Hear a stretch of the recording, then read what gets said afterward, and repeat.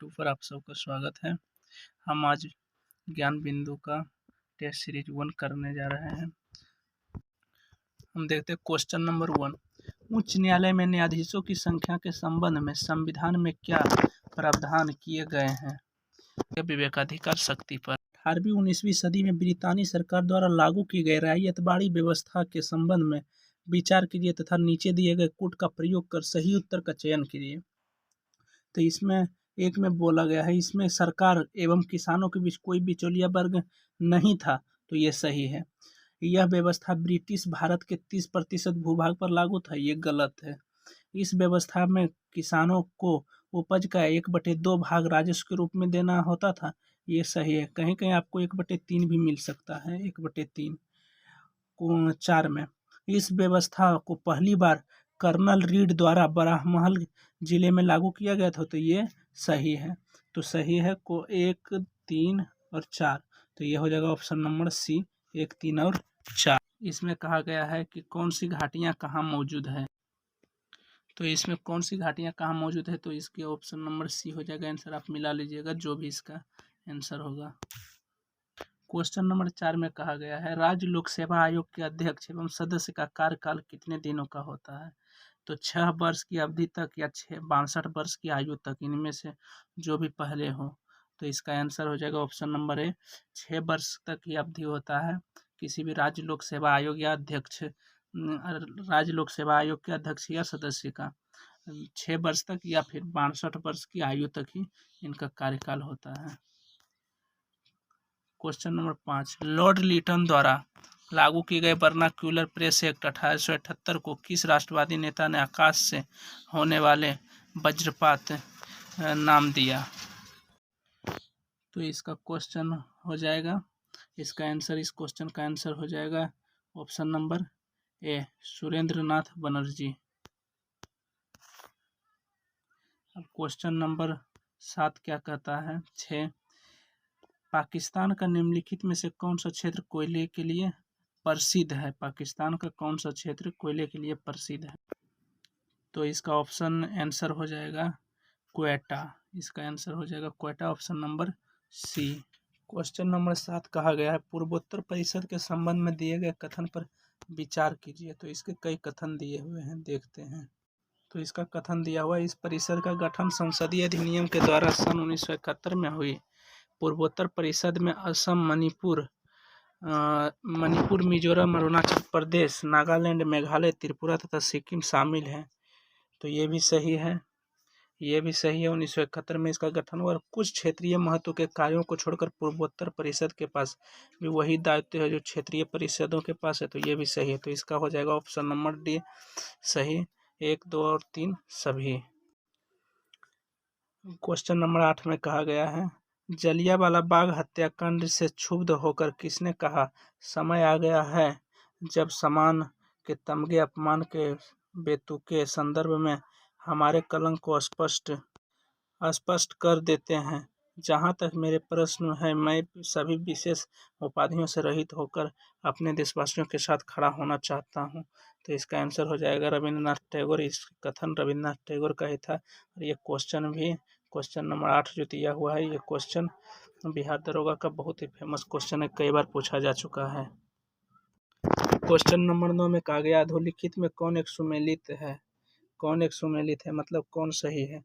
तो इसका हो जाएगा आंसर ऑप्शन नंबर सी, बामी मेला परियोजना सिलेरुदी नदी उड़ीसा में है। क्वेश्चन नंबर 10 कहा गया सबसे अधिक नगर निगम की संख्या किस राज्य में है? सबसे अधिक नगर निगम की संख्या महाराष्ट्र में है, संख्या 23 है। महाराष्ट्र की नगर निगम संख्या 23 है, यही हो जाएगा इसका सही आंसर। एक क्वेश्चन नंबर 11 में कहा गया नीचे दिए गए उस महान व्यक्तित्व की पहचान कीजिए जिन्होंने भारत छोड़ो आंदोलन के समय ब्रिटिश के अत्याचारी एवं दमनकारी नीति के कारण विरोध स्वरूप वायसराय के कार्यकारिणी परिषद से इस्तीफा दिया था। तो पूछा गया कि वायसराय के कार्यकारिणी परिषद से इस्तीफा देने वाले कौन थे? तो ये हो जाएगा HP Modi, राजभक्त, MS Saini, NR सरकार, उपयुक्त सभी। इसमें ऑप्शन नंबर डी हो जाएगा सभी। क्वेश्चन नंबर 12 कहा गया निम्नांकित में किसका सुमेलित नहीं है? ब्राज़ील की धारा दक्षिण अटलांटिक महासागर में बहती हम्बोल्ट की धारा। इसका आंसर हो जाएगा ऑप्शन नंबर बी, हम्बोल्ट की धारा। ये सही सुमेलित नहीं है। क्वेश्चन नंबर 13 है, उपराष्ट्रपति का चुनाव में भाग लेने वाले उम्मीदवार कितने रुपये की जमानत राशि जमा करता है? इसका आंसर हो जाएगा ऑप्शन नंबर ए, 15,000। 14, सर्वप्रथम उत्तरदायित्वपूर्ण सरकार की बात किसने की थी? तो इसका हो जाएगा आंसर नंबर बी, मोंटेग्यू घोषणा। क्वेश्चन नंबर 15 कहा गया, सूची 1 को सूची 2 से सुमेलित कीजिए तथा नीचे दिए गए कूट से सही चुनिए। तो इसमें दिया गया है एल्युमिनियम संयंत्र और राज्य, कौन एल्युमिनियम संयंत्र किस राज्य में है? तो इसका हो जाएगा आलूपुरम। आलूपुरम है केरल में। अगुल है उड़ीसा में। ये कोरबा बेलगाम है कर्नाटक में, और कोरबा है छत्तीसगढ़ में। क्वेश्चन नंबर 16, निम्नलिखित में से किस समिति आयोग का संबंध पंचायती राज से नहीं है? तो ये हो जाएगा तारपुर समिति। क्वेश्चन नंबर 17, अधोलिखित में कौन सा अभिलेख चंद्रगुप्त मौर्य द्वारा अकाल के समय किए जाने वाले राहत कार्यों के संबंध में विवरण देता है? तो ये महास्थान अभिलेख जो कि बंगाल में है। क्वेश्चन नंबर 18 में कहा गया, पहाड़ी पर्वत है और किस राज्य में कौन सा पर्वत श्रृंखला मौजूद है? तो इसका हो जाएगा ये बटेश्वर पहाड़ी बिहार में है। बिलारी पहाड़ी ये है कर्नाटक में। चीनी श्रृंखला है मणिपुर में, और ये दोषी श्रृंखला है, ये हरियाणा में है। दोषी श्रृंखला हरियाणा में। क्वेश्चन नंबर 19 में कहा गया, भारतीय संसदीय व्यवस्था ब्रिटेन से लिया गया, फिर भी भारतीय संसद तथा ब्रिटिश संसद में कुछ अंतर है। इस संबंध में दिए गए कथनों पर विचार करें। तो इसका हो जाएगा ऑप्शन नंबर डी, ब्रिटेन में कोई भी व्यक्ति बिना संसद बने हुए सदस्य संसद बने हुए मंत्री नहीं बन सकता, जबकि भारत में बन सकता है, और बनने के पश्चात संसद की सदस्यता 6 महीने के अंदर वो ग्रहण कर सकता है। क्वेश्चन नंबर 20 कहा गया, निम्नलिखित में से किस बंदरगाह की खुदाई से 1945 में पुरातात्विक को एक रोमन बस्ती मिली है? तो यह हो जाएगा option number B, Arikamedu. Question number 21 में कहा गया है, भारत का अपने पड़ोसी देशों के मध्य अंतर्राष्ट्रीय सीमा के विस्तार का सही क्रम क्या है? तो ये ऑप्शन नंबर बी हो जाएगा, पहले नेपाल, पाकिस्तान, चीन, उसके बाद बांग्लादेश। क्वेश्चन नंबर 22 कहा गया है, कौन सा कथन सत्य है? तो इसमें कथन ऑप्शन नंबर सी सत्य है। संसद जो है उच्चतम न्यायालय के न्याय क्षेत्र एवं शक्ति में कटौती नहीं कर सकती है, परंतु वृद्धि कर सकती है, और कटौती जो है कटौती नहीं कर सकती है। क्वेश्चन नंबर 23 में कहा गया है कि 2 कूट दिया गया, कौन सही कौन गलत है? तो मोहम्मद बिन तुगलक पहला शासक था जिसने अकाल पीड़ितों की सहायता की थी, सही बात है। और इन्होंने सर्वप्रथम मुस्लिम स्त्रियों को दिल्ली के बाहर स्थित मज़ारों पर जाने से प्रतिबंध लगाया था, ये नहीं लगाया था, सिकंदर लोदी ने लगाया था। तो इसका ऑप्शन नंबर ए हो जाएगा, 1 केवल 1। क्वेश्चन नंबर 24 का आ गया है, रूपसी हवाई अड्डा भारत के किस राज्य में स्थित है? तो रूपसी हवाई अड्डा भारत के असम राज्य में स्थित है। कहा गया ऑप्शन नंबर 25 में कि 74वां संविधान संशोधन के तहत संविधान में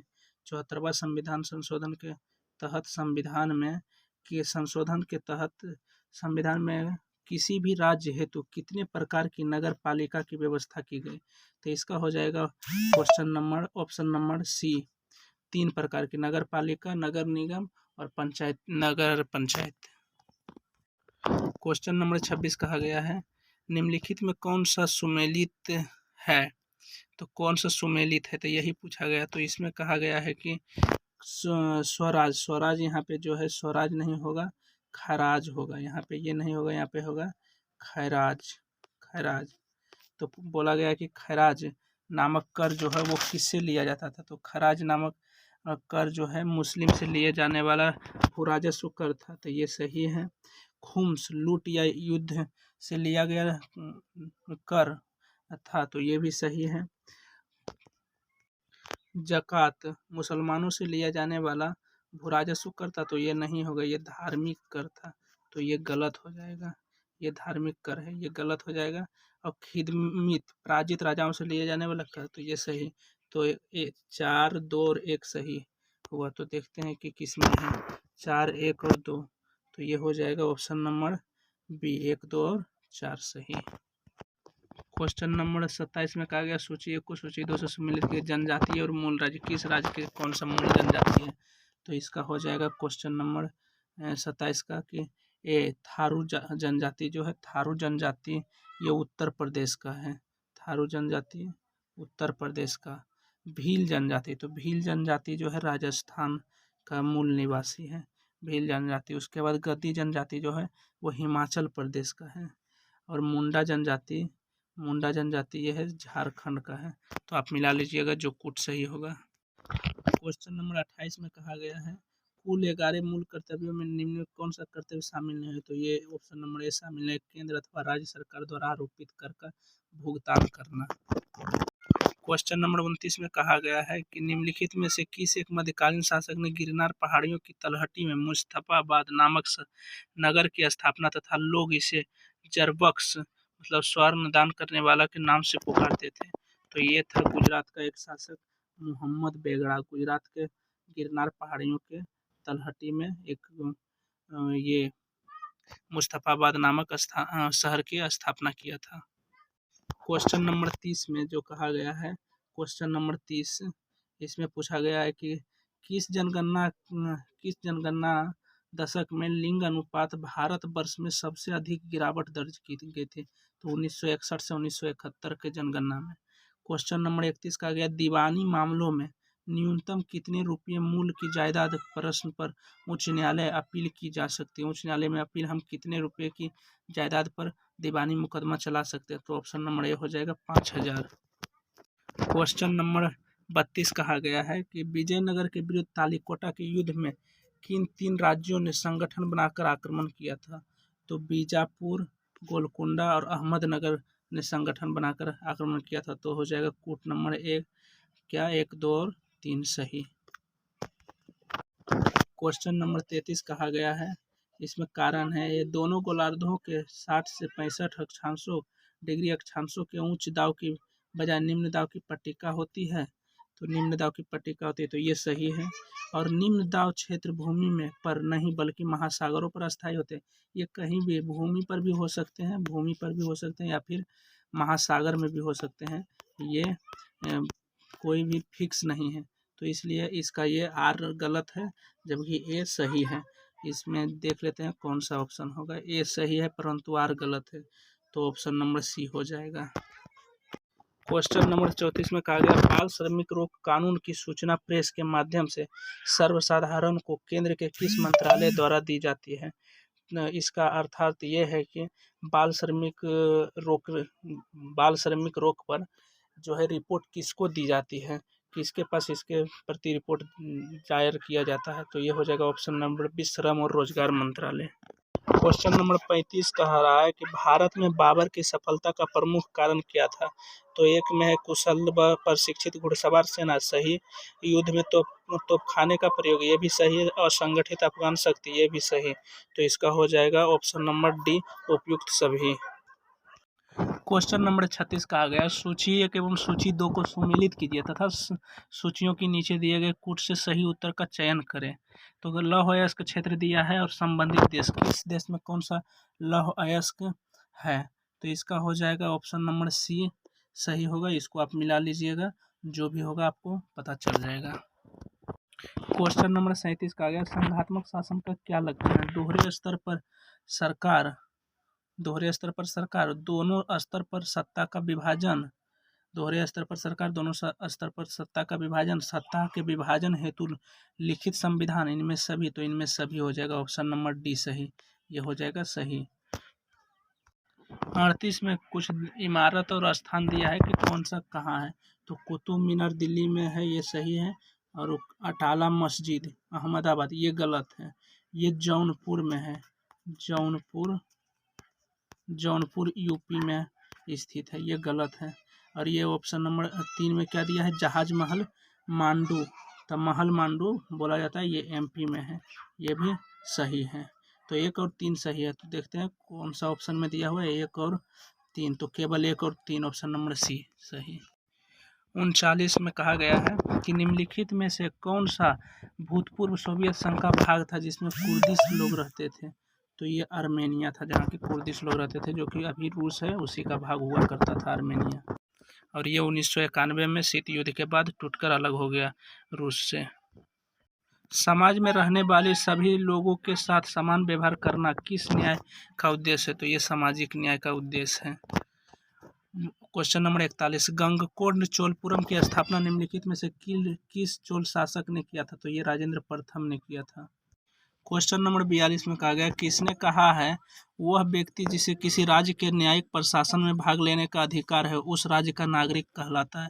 तो ऑप्शन नंबर 1 ये हो जाएगा अरस्तु। क्वेश्चन नंबर 43, निम्नलिखित में कौन सा युग्म सही है? उपाधि और संबंधित वर्ग। तो बल्लाल की उपाधि धनी किसान को दिया जाता था, अरसर को उपाधि शासक वर्ग को दिया जाता था, कैडेसियर की उपाधि खेत मजदूर को दिया जाता था। तो सही हो जाएगा ऑप्शन नंबर तीनों सही है, ऑप्शन नंबर डी हो जाएगा 1, 2 और 3। क्वेश्चन नंबर 44 में कहा गया, टीपू सुल्तान के विरुद्ध अंतिम युद्ध में अंग्रेजी सेना का नेतृत्व निम्नलिखित में से किसने किया था? तो ये हो जाएगा option number a general sir David Baird. Question number 45 में कहा गया, कम्युनिस्ट इंटरनेशनल के नेतृत्व वर्ग में चुने जाने वाले पहले भारतीय कौन थे? तो इसका हो जाएगा ऑप्शन नंबर 1 आंसर मानवेंद्र नाथ रॉय। क्वेश्चन नंबर 46 पूछा गया, राष्ट्रीय डोप परीक्षण प्रयोगशाला किस मंत्रालय के अधीन कार्य करती है? तो ये ऑप्शन नंबर सी हो जाएगा युवा कार्यक्रम और खेल मंत्रालय। क्वेश्चन नंबर 47 है, क्वेश्चन नंबर 47 में कहा गया है, सूची 1 को सूची 2 के साथ सम्मिलित कीजिए तथा सूचियों के नीचे दिए गए कोटों का प्रयोग कर सही उत्तर चुनिए। तो संस्था दिया है और स्थान दिया है कि कौन सा कहाँ है, तो कौन सा? तो यहाँ हो जाएगा राष्ट्रीय आयुर्वेद संस्थान जो है वो जयपुर में है, राष्ट्रीय होम्योपैथी संस्थान है ये कोलकाता में है, राष्ट्रीय यूनानी चिकित्सा संस्थान है ये बेंगलुरु में है, राष्ट्रीय सिद्ध संस्थान जो है वो चेन्नई में है। तो इसका हो जाएगा ऑप्शन नंबर सी सही, ऑप्शन नंबर सी हो जाएगा सही। क्वेश्चन नंबर 48 पूछा गया है, निम्नलिखित में से कौन सा एक दक्षिणी एशियाई क्षेत्रीय सहयोग संगठन के सदस्य देश नहीं है? तो ये हो जाएगा ऑप्शन नंबर डी। इसकी सार्क की स्थापना जो है 1985 में हुई थी और इसमें कुल 8 देश हैं सार्क में, जैसे कि है मालदीव, श्रीलंका, भारत, पाकिस्तान, अफगानिस्तान, नेपाल, भूटान, बांग्लादेश। और वो क्वेश्चन नंबर हम देखते हैं 49। क्वेश्चन नंबर 49 में कहा गया है, भारतीय ओलंपिक परिषद की स्थापना कब हुई? तो ये तो हुई 1924 में। क्वेश्चन नंबर 50 में कहा गया, संयुक्त राष्ट्र का ससाकावा पुरस्कार किस क्षेत्र से दिए गए कार्य को सम्मान देने के लिए दिया जाता है? तो इसका हो जाएगा question number option number A सही हो जाएगा, आपदा जोखिम न्यूनीकरण। आपको इस क्लास की PDF हमारे टेलीग्राम चैनल GS Talk 2.2 पर मिल जाएगा, जिसका कि लिंक आपको डिस्क्रिप्शन बॉक्स में दे दिया गया है। धन्यवाद।